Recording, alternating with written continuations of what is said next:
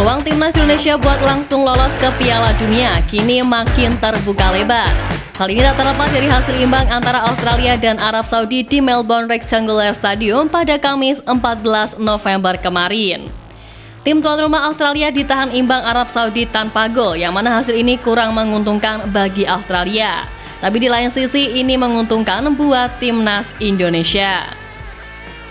Meski menempati peringkat 2 klasemen sementara dengan raihan 6 poin, Sakros gagal meninggalkan pesaing dalam upaya mendampingi Jepang merebut tiket ke Piala Dunia 2026. Hasil ini membuat Australia mengoleksi poin 6 dan hanya unggul selisih gol dari timnas Arab Saudi dan juga selisih 1 poin atas Bahrain. Sementara buat Indonesia, jarak dengan posisi kedua hanyalah 3 angka dan jarak dengan posisi keempat hanyalah 2 angka. Sehingga peluang untuk mengejar poin pun belum sepenuhnya tertutup. Apalagi kalau kita melihat timnas Indonesia era sekarang, tim Garuda mampu tumbuh dan berkembang bersaing dengan tim-tim kuat Asia. Memang secara hasil masih banyak hal yang perlu dievaluasi, akan tetapi dari sisi permainan dan yang terpenting mindset para pemain timnas Indonesia, udah nggak gampang jiper kalau ketemu tim dengan nama besar seperti yang terjadi di round ketiga ini.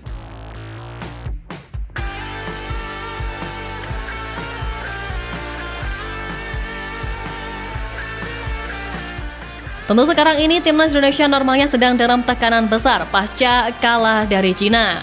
Ditambah di 2 laga bulan November, tim Garuda akan bersua dengan Jepang serta Arab yang merupakan 2 jagoan Asia di Piala Dunia.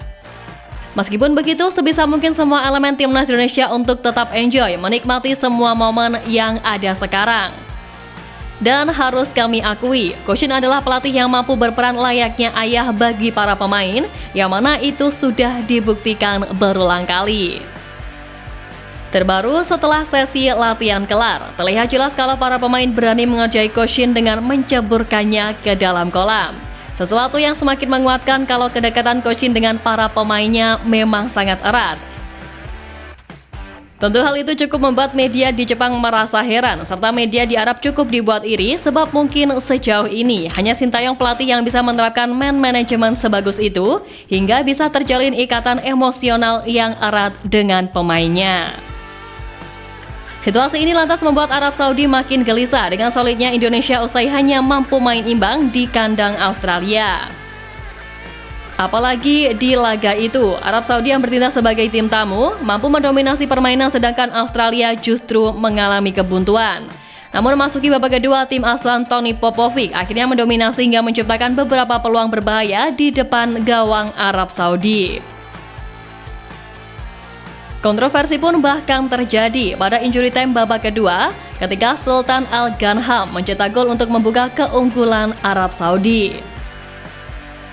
Namun kegembiraan itu hanya bertahan sejenak karena wasit Adel Ali Ahmed asal Uni Emirat Arab menganulir gol dari Sultan Al Ghanam, yang mana melalui VAR gol tersebut dianulir wasit karena pemain Arab Saudi Ali Al-Bulaihi dianggap sudah terjebak di posisi offside.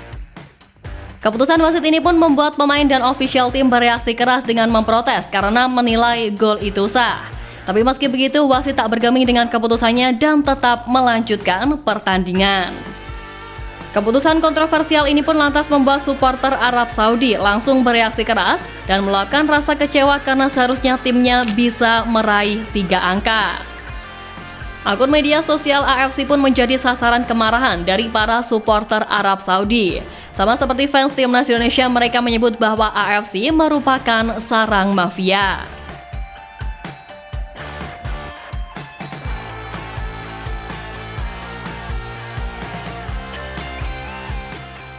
Sementara itu, sang pelatih yakni Hervé Renard enggan berspekulasi soal hal tersebut dan memilih untuk fokus pada laga selanjutnya melawan Indonesia. Karena merasa timnya kurang kuat di pertandingan kontra Australia, Hervé Renard bertekad membawa timnya tampil lebih baik mengingat laga melawan Indonesia akan sangat sulit. Hervé Renard juga dengan tegas menyerukan para pemainnya untuk fokus dan bermain lebih keras dari yang mereka lakukan melawan Australia untuk maju menuju kualifikasi Piala Dunia.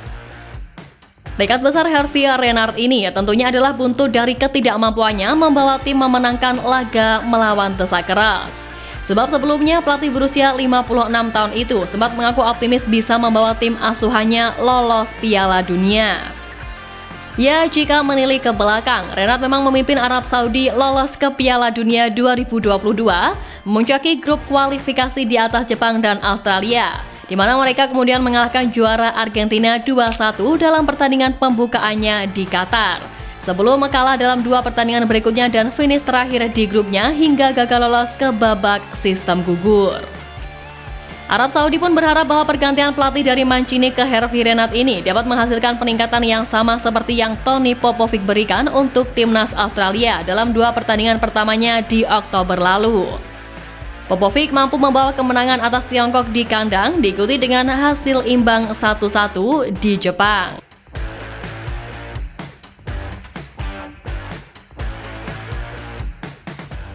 Dan di lain sisi, Coach Sintayong yang mengetahui hasil imbang antara Arab dan Australia pun merasa girang sebab dinilai sebagai kabar baik buat tim asuhannya. Hasil ini mengubah peta persaingan di grup C serta membuka peluang timnas Indonesia untuk tetap bersaing mencari posisi di 4 besar. Dengan pertandingan Australia dan Arab Saudi yang berakhir imbang 0-0, jadinya situasi grup C ini tidak akan bisa diprediksi sampai akhir. Karena belum ada tim selain Jepang yang menunjukkan hasil baik sejauh ini. Tutur Sintayong.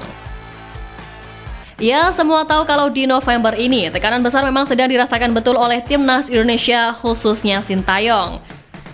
Kekalahan atas Cina di bulan kemarin dianggap sebagian besar pihak adalah sesuatu yang enggak bisa diterima. Maka dari itu, mengingat lawan tim merah putih adalah Jepang dan Arab yang notabene tim kuat Asia, makanya gimana caranya harmonisasi di tim juga tetap harus dijaga. Ya, terlepas dari apapun, semoga aja dengan beragam momen canda tawa yang terjadi bisa membuat mental para pemain lebih enjoy, khususnya ketika menjamu Jepang. Dan semoga aja Coach Shin kali ini benar-benar percaya diri untuk menurunkan skor terbaik sesuai kapasitas yang ada. Tentu saja harapan kami dan mungkin kalian semua adalah bisa melihat debut Kevin Dijk sejak menit pertama, entah itu dipasang sebagai back, lalu Justin yang jadi DM, atau posisi manapun enggak masalah, yang penting skemanya jalan. Ya, proses panjang yang dilalui oleh tim Garuda untuk sampai di titik ini sangatlah enggak mudah. Maka dari itu, ayo sama-sama berdoa agar tim Garuda beneran bisa menembus tebalnya dinding level elit Asia untuk kemudian mewujudkan mimpi lolos ke Piala Dunia untuk pertama kalinya dengan nama Indonesia.